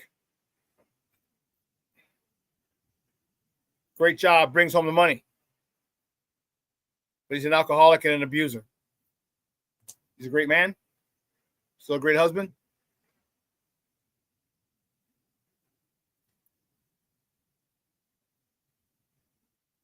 And is horrible in bed. See what I mean? Like he comes, his drafts have been horrible. His free agent signings have been horrible. His coaching signings have been horrible. His construction of the roster has been horrible. Yes, he got out of cap hell. Congratulations. Thank you. That's one aspect of your job.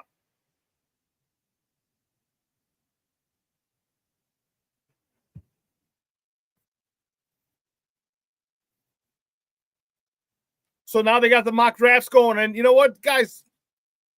Get some mock drafts. Shoot me a text. You guys should be following me on Facebook if you're not following me. Make sure you look me up on Facebook. Send if you do a mock draft, put it up there or send it to me. Direct message, messenger, and we'll put it up. We'll go over some. Because I want some offensive line help.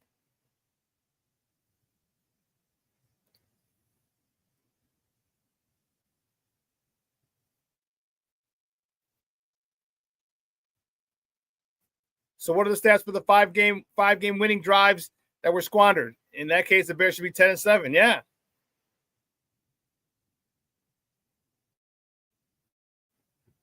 So Chris is ready to go on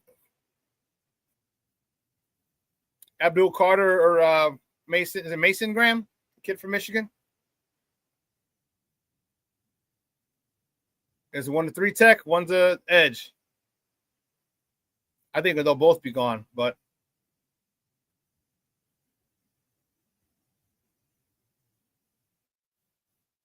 I see if you get a couple more seconds, I'm in. I'm all in. There's going to be a lot of talent. But give me some first round picks.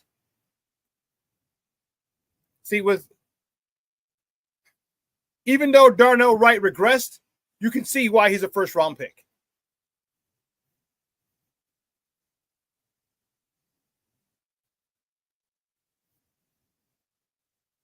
No, we're not, Cornelius. We think his choice was pick out of these 3. You get to pick. It's your pick from these 3. I think that's what it was. I think that's what it was.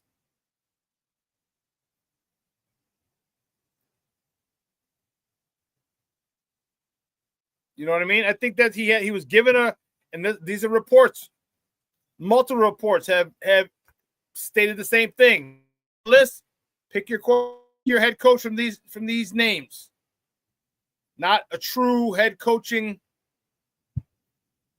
selection of his own. Okay? So,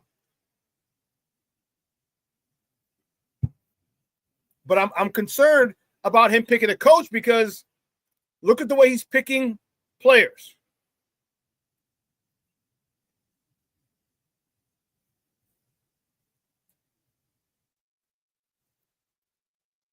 And I don't like the way he's picking players. He's picking a lot of projects too high.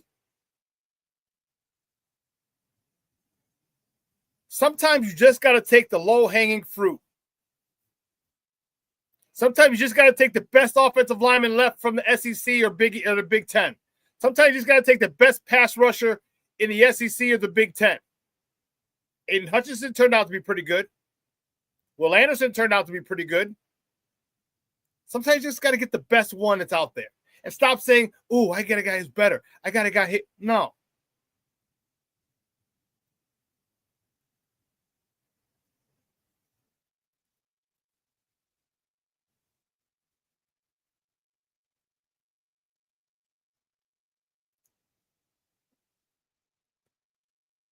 And also, you coaching. What's Chris Morgan doing? Why has Darnell Wright regressed? This is on your watch, Coach Simo, Chris Morgan. We can't call him Simo. King Booker World said we can't call him Simo anymore. So, Chris Morgan, why on your watch has Darnell Wright regressed?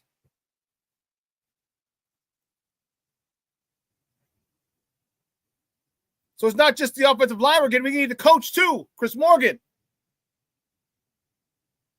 So I don't know. But I'm telling you from my perspective, and I'll put my eye up pretty much with anybody in football. I just don't have a job as a scout. I didn't want to go into coaching that level or scouting at that level.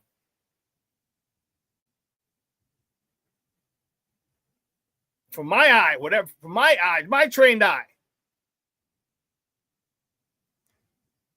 there are certain things that I'm not happy with.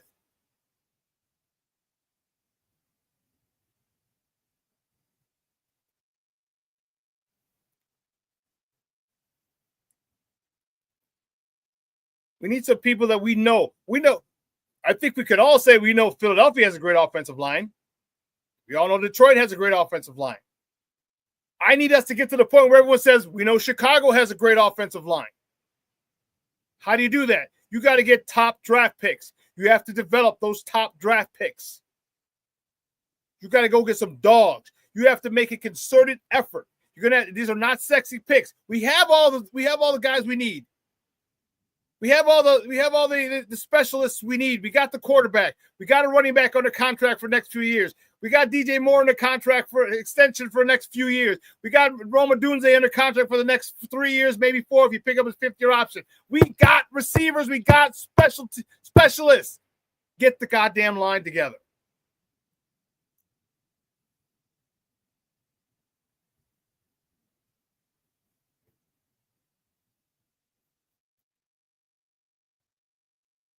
Leo says that on defense, it might have been flukes finding value in guys like Billings, Edwards, Sanborn. Now he's gone. Post-drafting might get worse. It might. I was really disappointed in the production that the defense had under Eric Washington. I really thought Eric Washington would be a lot more effective as a defensive coordinator.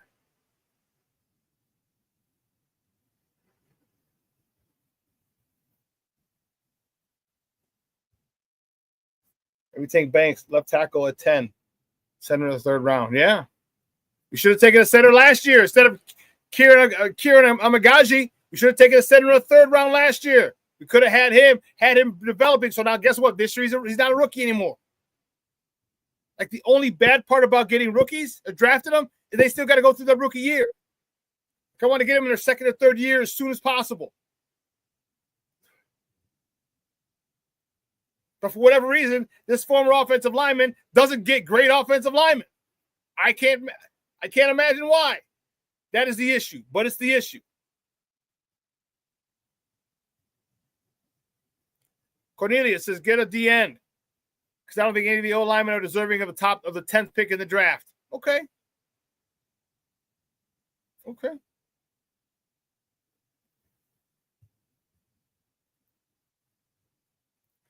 So you're talking about Abdul Carter is nasty. And it's not a good quarterback draft this year. There's not a lot of quarterbacks going to be taken. You know, you got Travis Hunter, Shedeur Sanders, Cam Ward. Man, that's 3. After that's pretty much a crapshoot. Abdul Carter and Graham, those guys, Chris, you might be right, man. Those guys might be gone by 5. He might be gone by 5. Abdul Carter is a monster. And this is a deep draft for defensive ends, for edge rushers. Let me ask you this. If you get to 4, let's see who's at 4. If you get to 4, NFL draft order 2025. If you get to 4, Tennessee 1, Cleveland 2, New York 3, Patriots 4, Jacksonville 5, Raiders 6, Jets 7, Carolina 8, New Orleans 9. If you get to 4 or 5, Patriots, biggest needs, offensive tackle, inside offensive lineman, wide receiver, edge, and cornerback. Patriots must address the offensive line this offseason. Okay, so they're at 4. Would you be willing to trade up to 5? The Jaguars? or 6, the Raiders.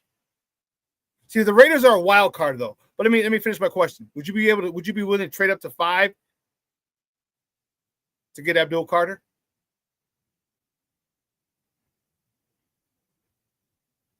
Would you be willing to get Abdul Carter? Let's see.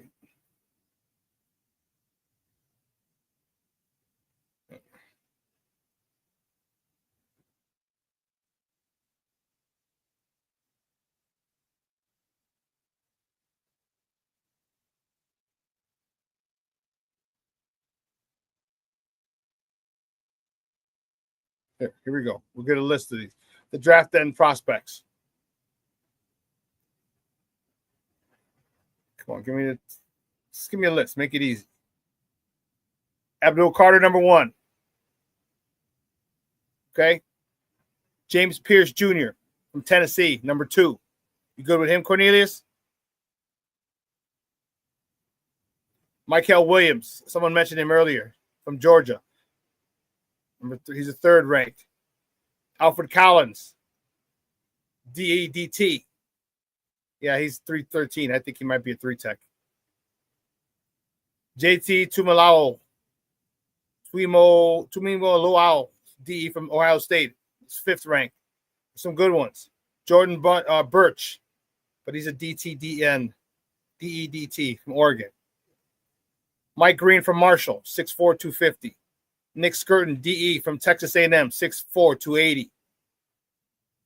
Braden Swinson, number 9, DE from LSU, 6'4", 250. From the Cuse, Fidel Diggs, defensive end, 6'5", 260. Princely Umanmielen, DE, 6'5", 255. There's a couple good ones in there. There's another one. Landon Jackson, DN from Arkansas. Tyron Barron, DE from Miami. So, okay, so Cornelius, you wouldn't want to trade up. You're good with getting this number 2 or 3 or 4 because they're all the difference between 1, 2, and 3 and 4 isn't that great? Okay. The Graham's a DT. I was looking at defensive end at edge rushers. Graham's a defensive tackle.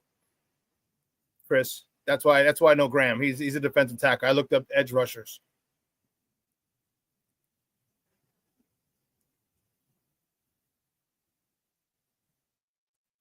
We need more picks. Well, we could have had more picks if you trade that number 1 pick last year.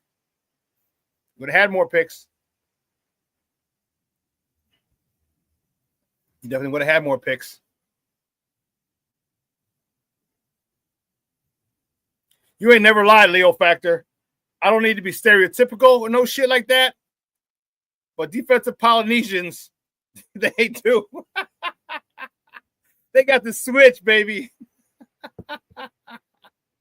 And it's not just the famous ones like Troy Polamalu or Junior Seau or anything like that.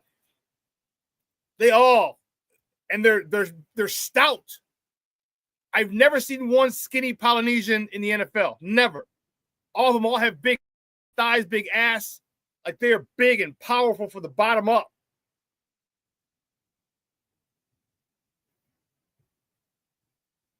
I hear you, Cornelius. I'm just saying. I let it go. I'm just saying, you want a haul. There it was. Your chance was there. So now we don't have the picks. So all we gotta do is we gotta get clever. I don't know if Ryan Poles is able to get clever. I don't know if I'll ever be able to let it go, Cornelius. Real talk. And it's not just because of Justin. It's because what we would have put around Justin. It's the team we would have had. And that to me is the most important thing is the team. The team.